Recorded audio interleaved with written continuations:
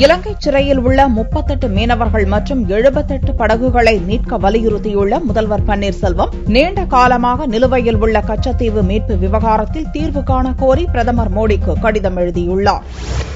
தமிழக முதல்வர் பன்னீர்செல்வம் திங்களன்று பிரதமர் மோடிக்கு ஒரு கடிதம் அனுப்பி வைத்துள்ளார். இலங்கை சிறையில் ஏற்கனவே 24 தமிழக மீனவர்கள் அடைக்கப்பட்டுள்ள நிலையில் தற்போது மேலும் 3 விசைப்படகுகளில் சென்ற 14 தமிழக மீனவர்கள் கைது செய்யப்பட்டுள்ளனர் என்று முதல்வர் பன்னீர்செல்வம் சுட்டிக்காட்டியுள்ளார். மொத்தமுள்ள 38 தமிழக மீனவர்களையும் இலங்கை பறிமுதல் செய்துள்ள 78 படகுகளையும் விடுவிக்க பிரதமர் மோடி உடனடி நடவடிக்கை எடுக்க வேண்டும் என்று பன்னீர்செல்வம் வலியுறுத்தியுள்ளார். தமிழக மீனவர்களால் உண்டாகும் பொருளாதார பயன்களை பட்டியலிட்ட முதல்வர் பன்னீர்செல்வம் இலங்கையின் நடவடிக்கையால் அவர்களது வாழ்வாதாரம் மட்டுமின்றி இந்திய பொருளாதார பாதிப்பு ஏற்படுவதாகவும் நீண்ட காலமாக நிலுவையில் உள்ள கச்சத்தீவு மீட்பு விவகாரத்தில் பிரதமர் மோடி தலையிட்டு நல்ல தீர்வு காண வேண்டும் என்றும் வலியுறுத்தியுள்ளார்.